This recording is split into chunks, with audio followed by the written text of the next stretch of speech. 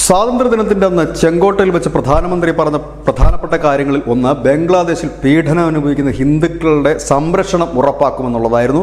ഒപ്പം തന്നെ അതേ ദിവസം RSS മേധാവി മോഹൻ ഭഗവത് ദേശീയ പതാക ഉയർത്തിക്കൊണ്ട് പറഞ്ഞത് ഹിന്ദുക്കളെ സംരക്ഷിക്കുക തന്നെ വേണം, അത് ഈ രാഷ്ട്രത്തിൻ്റെ കടമയാണ്. കാരണം അവരുടെ സ്വാതന്ത്ര്യത്തിനും ജീവനും അപകടത്തിലാകുന്നതൊന്നും ചെയ്യാൻ അനുവദിച്ചുകൂടാ എന്നും അദ്ദേഹം പറഞ്ഞു. ഇതിന് തൊട്ടു പിന്നാലെയാണ് ഇപ്പോൾ ഒരു വലിയ വാർത്ത തന്നെ, ഒരു ഹൈന്ദവ സമൂഹത്തിന് ആഹ്ലാദം പകരുന്നൊരു വാർത്ത എത്തിയിരിക്കുന്നു.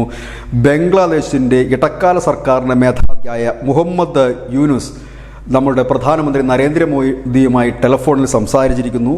അവിടുത്തെ ന്യൂനപക്ഷങ്ങളുടെ, ഹിന്ദുക്കളടക്കമുള്ള ന്യൂനപക്ഷങ്ങളുടെ സുരക്ഷ ഉറപ്പ് നൽകിക്കൊണ്ടാണ് ആ സംസാരം അവസാനിച്ചിരിക്കുന്നത്. ഇതിൻ്റെ വിശദമായ വിവരം പ്രധാനമന്ത്രി നരേന്ദ്രമോദി അദ്ദേഹത്തിൻ്റെ എക്സ് പ്ലാറ്റ്ഫോമിൽ പങ്കുവച്ചിട്ടുമുണ്ട്. ഏതായാലും ഇന്ത്യ ബംഗ്ലാദേശിൻ്റെ മുൻപോട്ടുള്ള എല്ലാ യാത്രകൾക്കും സഹായ സഹകരണങ്ങൾ വാഗ്ദാനം ചെയ്യുകയും ചെയ്തിട്ടുണ്ട്. ഏതായാലും വലിയ പ്രഷറാണ് അന്താരാഷ്ട്ര തലത്തിൽ നിന്ന് ബംഗ്ലാദേശ് ഈ ന്യൂനപക്ഷ കൊലപാതകത്തിൽ നേരിടേണ്ടി വന്നത്. വിവിധ രാജ്യങ്ങളിൽ വലിയ രീതിയിലുള്ള പ്രതിഷേധം, ഇന്ന് ദില്ലി അടക്കമുള്ളിടത്ത് വലിയ പ്രതിഷേധം, ഛത്തീസ്ഗഡിലേക്ക് അതിർത്തിയിൽ വലിയ പ്രതിഷേധം, അങ്ങനെ ഇന്ത്യയിൽ മാത്രമല്ല ലോകത്തിൻ്റെ വിവിധ ഇടങ്ങളിലും അമേരിക്കയിലും ഐക്യരാഷ്ട്രസഭയുടെ ആസ്ഥാനത്തിന് മുൻപിലുമൊക്കെ, ഒപ്പം തന്നെ ഫ്രഞ്ച് അടക്കമുള്ള രാജ്യങ്ങൾ, ഒപ്പം തന്നെ ഇറ്റലിയും ഇസ്രയേലും അടക്കമുള്ള രാജ്യങ്ങൾ എല്ലാം ഇതിനെതിരെ ഒരു പ്രതിഷേധവുമായി രംഗത്ത് എത്തി.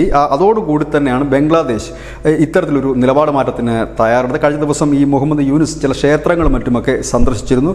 നിലവിൽ അവിടെ ഹൈന്ദവർക്ക് നേരെ കഴിഞ്ഞ 48 മണിക്കൂറിനിടയിൽ യാതൊരു അക്രമ സംഭവങ്ങളും റിപ്പോർട്ട് ചെയ്യപ്പെട്ടിട്ടുമില്ല. News desk news India Malayalam.